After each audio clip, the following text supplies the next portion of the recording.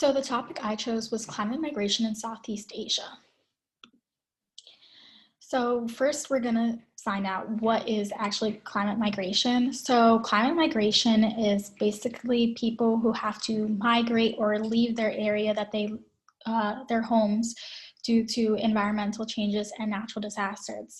They have been a part of Southeast Asia for years due to economic struggles in these regions, but in recent years, the number of migrants have significantly increased due to climate change.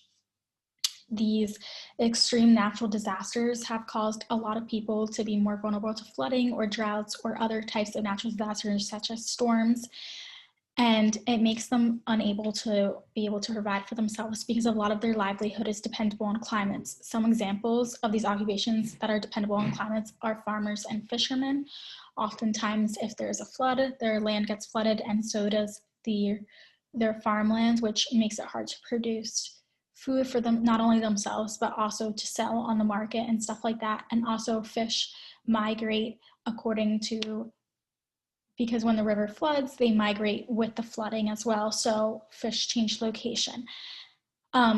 So those who are climate refugees or climate migrants, they are often desperate for work to support their families and to rebuild their villages because, again, they are often leaving after a natural disaster.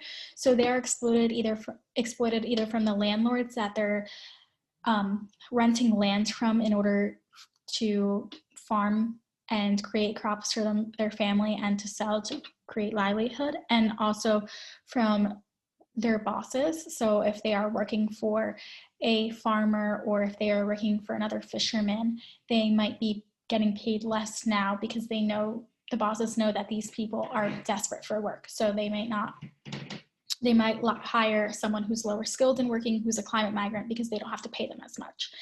Now, from this chart, you can see the global displacement by type of hazard. Now, these are all natural disasters.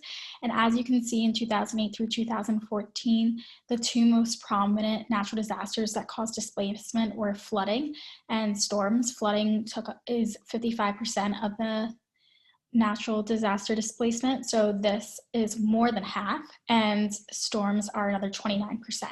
In 2014 alone, floods caused 43% of global displacement and storms caused 48% of global displacement. These numbers are very high, and it causes people to have to leave their homes and their families behind because they need to be able to create money in order to not struggle economically and to eventually rebuild their homes.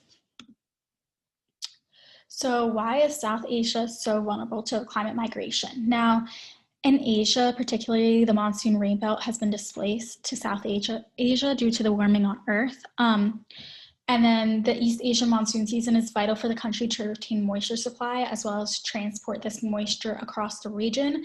So when it is in East Asia, it properly transports to the north and southern regions as well as the western regions. But as climate change has been happening, the rainbelt has been moving towards Southeast Asia, causing droughts in the north and extreme flooding in the south, and the moisture is not being distributed across the regions properly.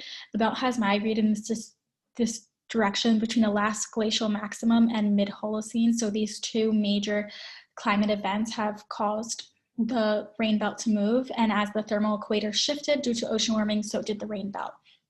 So eventually the rainbelt will shift again with continued warming going back north due to glacial melting in the Tibetan Plateau, causing even more damage. So there will be another shift eventually, as predicted by what has happened in the last glacial maximum mid-Holocene. They predict that next it's going to shift more up north, causing another extreme weather change for people in different regions across Southeast Asia. So from this chart, you can kind of see how monsoon season works. So if the lake is warm, but not like hot, if that makes sense. If there's lakes or bodies of water that are warm but not hot, there's going to be less rain and there's going to be less moisture as well as less winds, which makes the wind is what helps the moisture circulate and not stick to one area, which causes the flooding. So now if there is hot oceans and the lakes are warming up due to global warming and more carbon dioxide going into the air, as well as solar radiation and all that, there's going to be more rain and enhanced moisture, as well as stronger wind density, which causes the stronger circulation. So now the flooding is going to happen even more due to the warmer oceans causing heat to produce more and carbon dioxide to give off more from the oceans, causing more rain and causing more flooding in certain areas. So some key major disaster examples within Southeast Asia. So within Southeast Asia, there have been major flooding or tsunamis or storms in a short span of time, making disaster recovery and rebuilding difficult. This has been one of the main focuses behind climate migration, is that the disaster recovery and rebuilding is very difficult to do, especially those who are already in the more rural areas where they do not have as much financial support behind them. They find that it is easier to leave the area that they are in rather than stay and try to rebuild, because the economy doesn't always allow for that.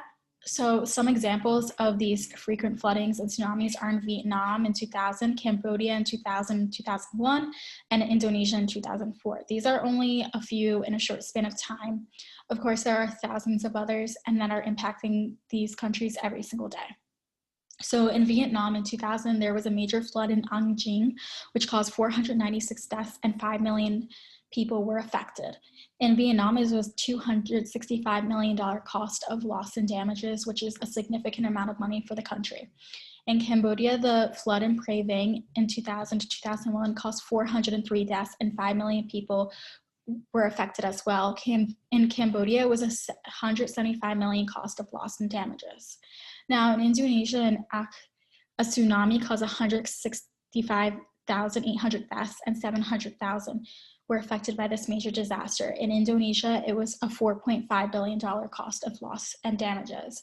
So a lot of the time, these damages are quite significant, as you can see from the money factor in there. So at times, it is easier to leave than to try to wait for the government or wait for them to produce money to rebuild. This picture that you see on the screen is a picture from a flooding in Cambodia, actually. As you can see, the whole entire village is underwater, as well as everything surrounding it. So you can see how much flooding affects one neighborhood and how widespread it really is. And they are not able to just go to a neighboring neighborhood because that neighborhood is also affected as well. As you can see, you can only see the rooftops of these homes because all of them are underwater. And this makes it incredibly difficult. So now they have to rebuild, they have to wait for the flooding to go down and then rebuild. So oftentimes they will leave because the flooding is still prominent and is still high up, and they will leave and venture to settle somewhere else instead, because they don't necessarily want to wait that amount of time and to see like the flooding go down and to dry up, because it's costing them time and money that they don't have to spare at this point in time because they have lost everything, unfortunately. So what can we do to help? So technology could help immensely in terms of communication and information.